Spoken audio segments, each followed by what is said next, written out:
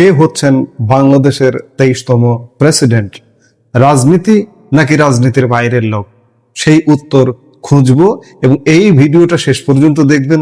ভিডিওর শেষ পর্যায়ে আমরা একটা সুনির্দিষ্ট যিনি রাষ্ট্রপতি হতে যাচ্ছেন তার কথায় সম্ভাব্য অবস্থানগতভাবে কে এগিয়ে আছেন তার নামটিও আমরা বলে দেব। বাংলাদেশের রাজনৈতিক অঙ্গনে এখন সবচেয়ে আলোচিত এবং উত্তপ্ত প্রশ্ন, কে হচ্ছেন দেশের 23তম প্রেসিডেন্ট? সাবেক প্রেসিডেন্ট মোহাম্মদ শাহাবুদ্দিনের পদত্যাগের পর থেকে এই রাজনৈতিক টেবিলে শুরু হয়েছে হিসেব নিকেশের নতুন খেলা। সর্বত্রই চলছে নানা গুঞ্জন আর জল্পনা কল্পনা।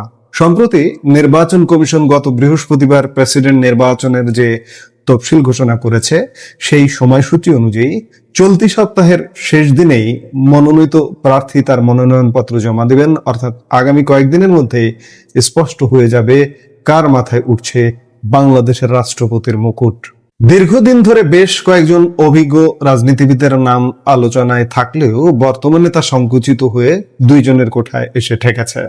তবে শেষ পর্যন্ত বঙ্গভবনের চেয়ারে কে বসবেন তা নির্ধারিত হবে বাংলাদেশ জাতীয়তাবাদী দল বিএনপির চেয়ারম্যান ও প্রধানমন্ত্রী তারেক রহমানের সিদ্ধান্তে। তিনি হয়তো এই পদে শেষ মুহূর্তে কোনো বড় চমক দেখাতে পারেন। বিএনপির নীতি নির্ধারণী পরিষদ অর্থাৎ স্থায়ী কমিটির পক্ষ থেকে পরবর্তী প্রেসিডেন্ট বাছাইয়ের পূর্ণ দায়িত্ব দেওয়া হয়েছে তারেক রহমানকেই। চেয়ারম্যানের প্রতি গভীর আস্থা থেকে কমিটির সভায় কোনো সদস্যই নির্দিষ্ট কারো নাম আলাদা করে প্রস্তাব করেননি। দলীয় সূত্রগুলো জানাচ্ছে, বর্তমানে বিএনপি মহাসচিব এবং স্থানীয় সরকার মন্ত্রী মির্জা ফখরুল ইসলাম আলমগীর এবং স্পিকার হাফিজউদ্দিন আহমেদ প্রেসিডেন্ট পদের আলোচনায় সবচেয়ে এগিয়ে আছেন। বিএনপির উচ্চ পর্যায়ের একটি নির্ভরযোগ্য সূত্র নিশ্চিত করেছে যে দলের কোনো জ্যেষ্ঠ বা সিনিয়র নেতাকে দেশের পরবর্তী প্রেসিডেন্ট হিসেবে বেছে নেওয়া হবে। সেই হিসেবে বেশ কয়েকজন বর্ষিয়ান নেতার নাম প্রাথমিক তালিকায় ছিল, যদিও দলের বাইরে থেকেও কারো নাম আলোচনার টেবিলে উঠে এসেছিল। তবে দলীয় সূত্র তা পরিষ্কারভাবে নাকচ করে দিয়েছে। এটি এখন নিশ্চিত যে একজন খাঁটি রাজনীতিবিদ হতে যাচ্ছেন বাংলাদেশের 23তম প্রেসিডেন্ট। বিএনপির অভ্যন্তরে রাষ্ট্রপতির পদটি নিয়ে সবচেয়ে বেশি আলোচনা চলছে দলীয় মহাসচিব মির্জা ফখরুল ইসলাম আলমগীর, স্থায়ী কমিটির জ্যেষ্ঠ সদস্য ডক্টর খন্দকার মোশাররফ হোসেন এবং আরেক স্থায়ী কমিটির সদস্য ডক্টর আব্দুল মঈন খানের নাম নিয়ে। পাশাপাশি নতুন করে এই তালিকায় যুক্ত হয়েছে বর্তমান ভারপ্রাপ্ত প্রেসিডেন্ট হাফিজউদ্দিন আহমেদের নামও। সূত্রের দাবি, এই জ্যেষ্ঠ নেতাদের মধ্য থেকে একজনকে বেছে নেওয়া হতে পারে। কেউ কেউ অবশ্য বিএনপির আরেক জ্যেষ্ঠ নেতা নজরুল ইসলাম খানের নামও ব্যক্ত করছেন। সবচেয়ে চমকপ্রদ বিষয় হলো, মাঝে অন্তর্বর্তীকালীন সরকারের সাবেক প্রধান উপদেষ্টা ডক্টর মোহাম্মদ ইউনূসের নাম প্রেসিডেন্ট হিসেবে নতুন করে আলোচনায় এসেছিল। কিন্তু বিএনপি সূত্রে স্পষ্টভাবে জানা গেছে যে তাদের নীতিগত বিবেচনায় ডক্টর ইউনূসের নাম নেই।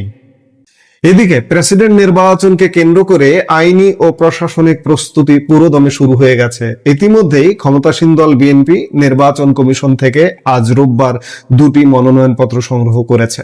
প্রধান নির্বাচন কমিশনার এএমএম নাসির উদ্দিনের কার্যালয় থেকে দলটি এই ফর্ম তোলে। জাতীয় সংসদের চিফ হুইপ নুরুল ইসলাম মনি একটি মনোনয়নপত্র সংগ্রহ করেন এবং অপরটি সংগ্রহ করেন বিএনপির জ্যেষ্ঠ যুগ্ম মহাসচিব রুহুল কবির রিজভী। তবে তারা ঠিক কোন নেতার নামে এই মনোনয়নপত্র তুলেছেন তা কঠোর গোপনীয়তার কারণে এখনো নিশ্চিত হওয়া যায়নি। ইসি সূত্রে জানিয়েছে, রাষ্ট্রপতি পদে একই ব্যক্তির নামে 2টি মনোনয়নপত্র সংগ্রহের নিয়ম রয়েছে, যাতে একটিতে কোনো ভুল বা কারিগরি ত্রুটি থাকলে অন্যটি বিবেচনায় নেওয়া যায়। সাবেক রাষ্ট্রপতি মোহাম্মদ শাহাবুদ্দিনের নির্বাচনের সময়ও ঠিক এই একই নিয়ম অনুসরণ করা হয়েছিল, অর্থাৎ 2টি মনোনয়নপত্র জমা দেওয়া হয়েছিল। নির্বাচন কমিশনের তফসিল অনুযায়ী আগামী 20 আগস্ট অনুষ্ঠিত হবে বহুল প্রতীক্ষিত রাষ্ট্রপতি নির্বাচন। মনোনয়নপত্র জমা দেওয়ার সময় নির্ধারণ করা হয়েছে আগামী 13 আগস্ট সকাল 10টা থেকে বিকেল 4টা পর্যন্ত, অর্থাৎ আগামী বৃহস্পতিবার।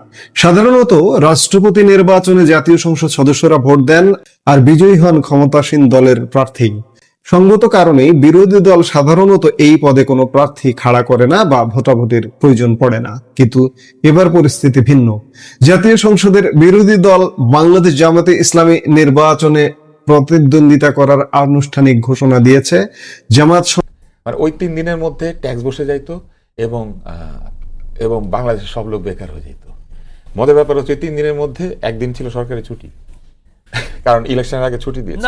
আসেন শেষ করি। ট্রেড এক্সপার্ট দিয়ে এটা করাতে হবে। আমি একটু জানতে চাই, এই চুক্তিটা করার সময় কতজন ইন্টারন্যাশনাল ট্রেড এক্সপার্ট অন্তর্বর্তী সরকারের হয়ে আমাদের হয়ে নেগোশিয়েট করেছিল? কতজন? আমাদের এখানে বশির ছিলেন, বাংলাদেশের লার্জেস্ট এক্সপোর্টার, ব্যবসায়ী এন্ড এক্সপোর্টার, ট্রেড এক্সপার্ট না। উনি একটু আগে বলেছিলেন, শেষ করি, ওনাদের উপদেষ্টা, যে উপদেষ্টা নিজের নামে প্লেনের লাইসেন্স নেয়, যে উপদেষ্টাকে বিমানের এমডি হয়, যে কিনা কনফ্লিক্ট অফ ইন্টারেস্ট বোঝে না, উনি খালি নামটা বলুক না, ইন্টারন্যাশনাল ট্রেড এক্সপার্ট এনে সেমিনার করে এই চুক্তির ভুল ধরে দিতে হবে। ওনাদের এখানে ইন্টারন্যাশনাল ট্রেড এক্সপার্ট কে ছিলেন? আমি রেসপন্ড করি। আমাদের এখানে উত্তর দিতে পারবেন তো? আমি প্রশ্নগুলো শেষ করি। আপনি তো মানে বক্তৃতার মাঝখানে এসে ঢুকে পড়েছেন, বিতর্কের মাঝখানে। আমি প্রশ্নগুলো শেষ করবো, আপনি উত্তর দিয়ে, কোনো অসুবিধা নেই। ইন্টারন্যাশনাল ট্রেড এক্সপার্ট এনে এটা আমাদের এখন প্রমাণ করতে হবে যে এটা ভুল। আনু মোহাম্মদ কি বুঝে? আনু মোহাম্মদ বুঝে না, কিন্তু উনি তো অর্থনীতির অধ্যাপক মনে হয়। উনি অর্থনীতি বুঝে কিনা একটু পরে, হ্যাঁ একটু পরে অর্থনীতি উনি বুঝে কিনা এটাও প্রশ্ন করতে হবে। অর্থনীতি পড়তে গেলে আন্তর্জাতিক চুক্তির একটা অংশ অর্থনীতিতেও পড়তে হয়। এখন মুশকিলটা কোথায় বুঝি, বাংলাদেশের সাংবাদিক অর্থনীতি বুঝে, চুক্তি বুঝে। বাংলাদেশে আকিজ বশির সাহেব, যে বশির সাহেবের বাবাকে আমি চিকিৎসা করেছি, খুব কাকতালীয় ভাবে ওনার বাবাকে আমি চিকিৎসা করেছি আজকের এই অনুষ্ঠানে, এবং মানে আমার জাতীয় ওনারও আমি চিকিৎসা করেছি। আজকে আমি ওনাদের 3 জনেরই পরিবারের কাউকে না কাউকে চিকিৎসা করেছি। বশির সাহেব হচ্ছেন ইন্টারন্যাশনাল ট্রেড এক্সপার্ট, এটা আমাদেরকে আজকে বিশ্বাস করতে হবে। জি জি, হ্যাঁ। তাহলে বাংলাদেশে এরকম ইন্টারন্যাশনাল ট্রেড এক্সপার্ট কয়েক হাজার আছে। শুধু বশির সাহেব ওনাদের উপদেষ্টা, উনি শুধু। আচ্ছা, তারপরে হলো এখানে একটা এক্সিট ক্লজ আছে। আমেরিকা ট্রাম্পের সাথে আপনি চুক্তি করবেন, এক্সিট ক্লজ দিয়ে বাইরে যাবেন, যেটা মাথার ঠিক আছে কিনা সেই নিয়ে সন্দেহ আছে। আচ্ছা, এবং শুধু তাই না, এই চুক্তিটা না করলে বাংলাদেশে হাজার হাজার লোক বেকার হয়ে যেত। আমার পাশে বসা ভদ্রলোক এটাও বলেছিলেন যে বাংলাদেশে জবের বন্যা বয়ে যাবে। অবশ্যই। বন্যা কোথায়? আমি তো দেখলাম আমাদের নদীতে বন্যা হইতো, এটা ছাড়া বাংলাদেশে নতুন কোনো বন্যা হয় নাই। বাংলাদেশে একজন ছিলেন রেজওয়ানা চৌধুরীর বন্যা, আরেকজন হচ্ছেন আমাদের নদীতে বন্যা, আরেকজন হচ্ছে জবের বন্যা। আমার পাশে বসে আছেন, লাখ লাখ জবের বন্যা বয়ে যাবে। এবং আমাদের প্রধান উপদেষ্টা বলেছিলেন এখন শুধু দরখাস্ত এসেছে, এর পরের বছর হবে মানে চাকরি। হ্যাঁ, এগুলোর কোনো ব্যাখ্যা আছে? এগুলা হয় মিথ্যা, নাইলে প্রোপাগান্ডা, নাইলে আমাদেরকে ভুলানোর জন্য একটা বিষয়। এবং সবশেষে যে কথাটা বলা হয়, এই অন্তর্বর্তী সরকার সব ম্যান্ডেট ছিল, তাহলে 5 বছর না কেন, ওরা 50 বছর থেকে যাওয়ার একটা আশা প্রকাশ করছিল না?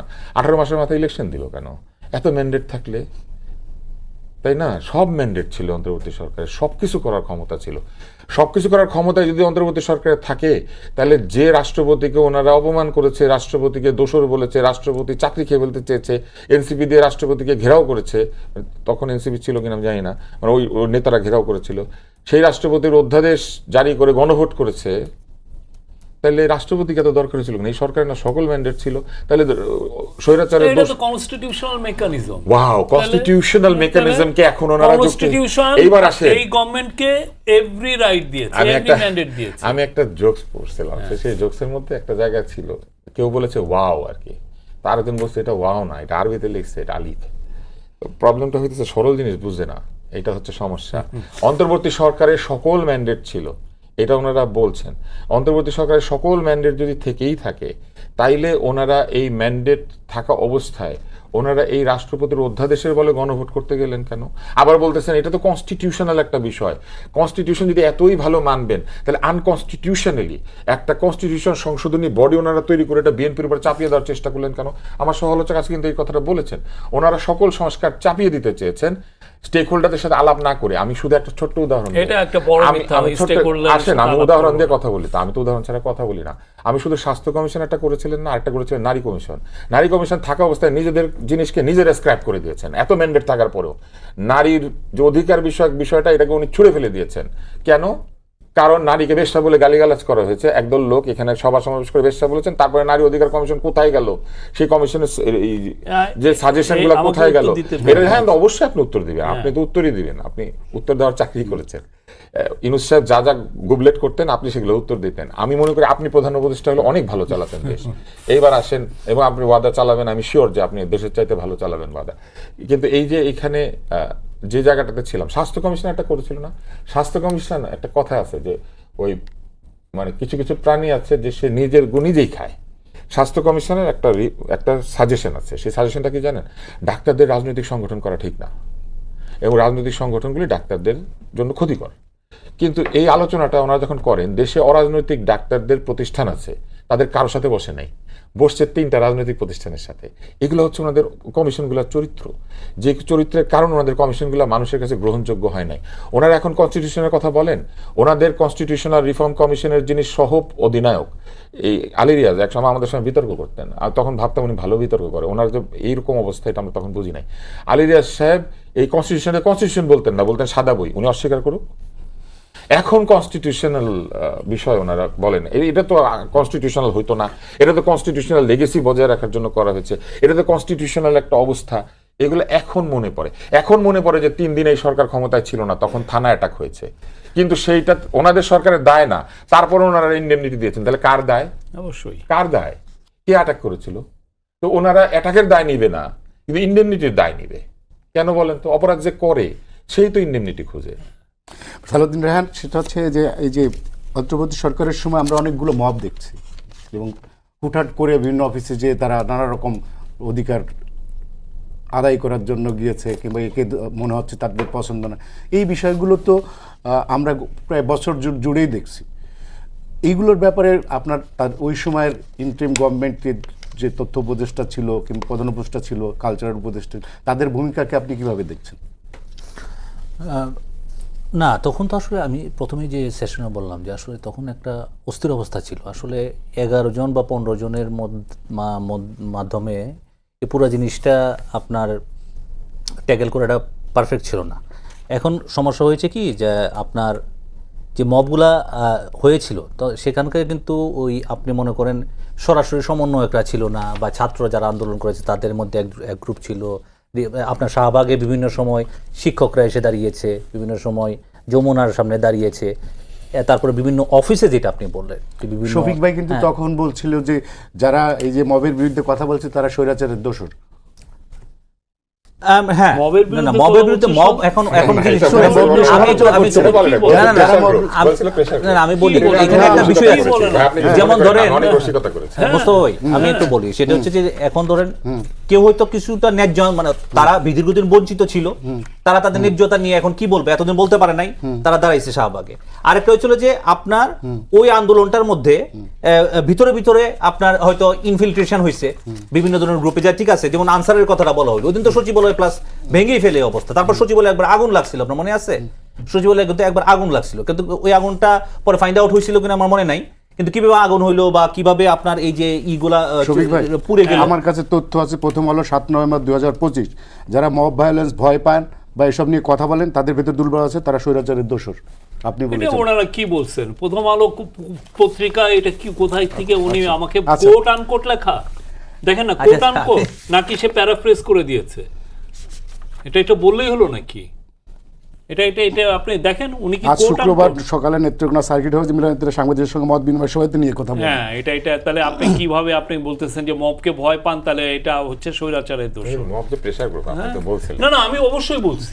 আচ্ছা, শেষ করেন আপনি। শুনেন, এটা আমি বলি, আপনাকে দেব, এটার উত্তর আছে, আমি উত্তরগুলো দিয়ে নেই। না, আমি ওনার কাছে শেষ করে আপনার কাছে আসব। শেষ করে দিচ্ছি, হচ্ছে যে মব একটা জিনিস, আরেকটা হচ্ছে যে আপনার মব ছিল যে আপনার মানে প্রেশার গ্রুপ আর মব, মানে মব একটা হচ্ছে যে আমার নিজস্ব যেই মানে আমার যে অপ্রাপ্তিটা ছিল, সেই অপ্রাপ্তিটা আমার ন্যায্যতার ভিত্তিতে আমি আদায় করে নেওয়া, যেটা শিক্ষকরা করছে। আমি তো বললাম, আপনি তখনকার দিনে যে আপনার ডিক্লারেশনগুলো আছে আপনি দেখবেন শিক্ষকরা করেছে, ইভেন নার্সরা করেছে, নার্সরা করেছে। না তখন তো আসলে 17 বছর অধিকারটাকে ঠিক করতেছে কি? আপনি নিজে ঠিক করবেন? না ওইটা তো মব ছিল না।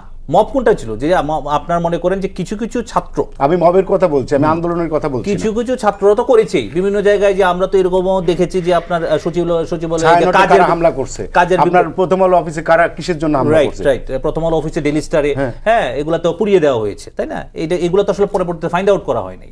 ঠিক আছে, এটা তো অবশ্যই আপনার মব এবং মবকে প্রেসার গ্রুপ উনি না বললেও এটা কোনো না কোনো ভাবে এসেছে। এই যে কিছুদিন আগে একটা আমি প্রেসার গ্রুপের কি যে স্টেটমেন্ট, এটা আমি বলবো। আচ্ছা ঠিক আছে, আপনি না বলে অন্য কেউ হয়তো এই জিনিসটা বলে সংক্ষেপ করেন সালাউদ্দিন ভাই। এটা বলেছে আপনার যে মব হচ্ছে প্রেসার গ্রুপ, এবং এই প্রেসার গ্রুপের ফলে এটা যেহেতু অন্যদের রাজনৈতিক সংগঠন আছে, অন্যদের ছাত্র সংগঠন আছে, যুব সংগঠন আছে, আমাদের তো ইন্টারিমের কিছু নাই, মবটাই হচ্ছে আমাদের আপনার একটা সংগঠন। হ্যাঁ, মব হচ্ছে আমাদের একটা সংগঠন, এটাও কিন্তু বলা হয়েছে, তাই না? আচ্ছা আচ্ছা, শফিক ভাই আপনার সময় 5 মিনিট, আমাদের হাতে সময় খুব কম আছে এখন। না, আপনি বলেন। এই যে যেগুলো বলা হয়েছে, প্রথম কথা হচ্ছে যে মবের যে বিষয়টা এসছে, আপনার পোস্ট রেভুলেশন, একটা রেভুলেশন হয়েছে, পোস্ট রেভুলেশনে একটা ক্যাওটিক সিচুয়েশন হয়, কিন্তু আপনার সত্যিকার অর্থে ইন্টারিম গভর্নমেন্টের ক্রেডিট হচ্ছে দেশকে পিস অ্যান্ড স্ট্যাবিলিটিতে ফিরে আনা, এবং এটা ওনারা খুব ভালোভাবে করেছেন। আমি বলবো যে আপনি ইনসিডেন্ট দেখেন, কয়টা ইনসিডেন্ট। আর একটা হচ্ছে যে স্বৈরাচারের দোসর কিছু পত্রিকা সব সময় চেয়েছে যে এই মবের বিষয়গুলো ইয়ে করতে। আমরা অস্বীকার করছি না প্রথম আলো ডেইলি স্টারে অ্যাটাক হয়নি, কিন্তু আপনি 5ই অগাস্ট এই টিভিতেও তো অ্যাটাক করে পুড়িয়ে দিয়েছে, 71-এ দিয়েছে না?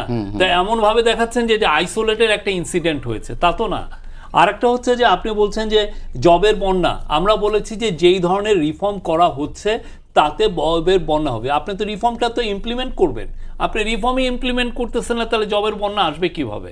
আপনার চিরাং পোর্টকে আমরা পুরোপুরি ওয়ার্ল্ডের টপ প্রাইভেট অপারেটরের কাছে দিতে চেয়েছি, সবাই এটাকে